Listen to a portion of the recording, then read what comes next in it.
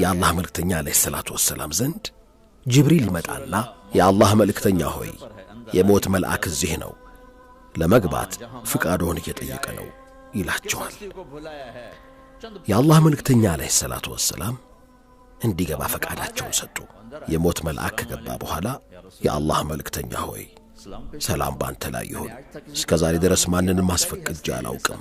ለመጀመሪያ ጊዜ አላህ ሱብሓነሁ ወተዓላ ከመግባቴ በፊት ፍቃድ እንድጠይቅ ያዘዘኝ ላንተ ነው አላቸው። ከዛም ቀጠለና የአላህ መልእክተኛ ሆይ መሄድ እንደምትፈልግ እንድጠይቅህ አላህ ሱብሓነሁ ወተዓላ አዟል አላቸው። ሙስሊም ወንድሞቼና እህቶቼ መለከል መውት አጠገባችሁ ሆኖ መሞት ትፈልጋላችሁ ወይስ አትፈልጉም ብሎ ሲጠይቃችሁ ያለውን ስሜት አስቡት። ረሱሉ አለይሂ ሰላቱ ወሰላም የመልአኩን ጥያቄ ካደመጡ በኋላ ፈቃድ ከሰጠሁኝ ነፍሴን ትወስዳታለህን ሲሉ ጠየቁት። የሞት መልአክም አዎን አደርገዋለሁ አላቸው። ወንድሞቼና እህቶቼ እዚህ ጋር አስተውሉ። ምንም እንኳን ሁላችንም ወደ አላህ ተመላሾች ብንሆንም አላህ ሱብሓነሁ ወተዓላ እኛን ለመገናኘት መፈለጉ፣ እኛን በማግኘቱ መደሰቱ ግን አስገራሚ ነው።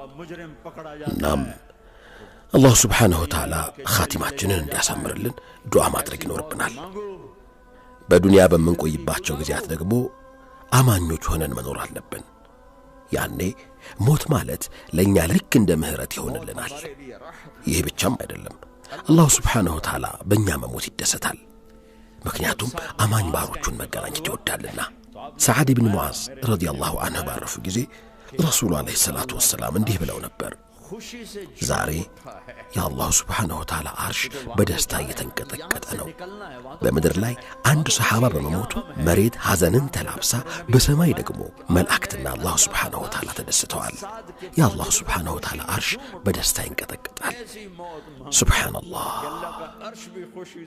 እናም ወደ ታሪኩ መለስ ስንል ረሱሉ አለይሂ ሰላቱ ወሰላም ዛሬ ሰዓድ ቢን ሙዓዝን ረዲየላሁ ዐንሁ በማግኘቱ የአላህ ሱብሓነሁ ወተዓላ አርሽ በደስታ እየተንቀጠቀጠ ነው ማለታቸውን እናስታውሳለን።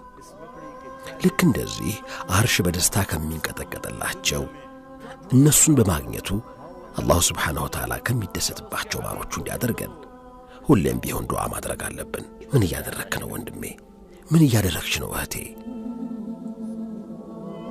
ለዚህች ጭንቀት ዓለም ልክ የትንኝ ክንፍ ያህል፣ ልክ የሸረሪት ድር ያክል ለሆነችው የህመም የችግር ዓለም ከሆነችው ዱንያ፣ ዘላቂ ነገር ከሌለባት ከዚች ዱንያ ምን ትፈልጋለህ? አንቺስ ምን ትፈልጊያለሽ? በምድር ደስታና የተረጋጋ ሕይወት፣ ከዛ ደግሞ ጀነትን የምንፈልግ ከሆነ አላህ ሱብሓነሁ ወተዓላ ያዘዘውን መታዘዝ፣ የከለከለውን ደግሞ መከልከል፣ መልእክተኛውን አለይሂ ሰላቱ ወሰላም መከተልም ይኖርብናል።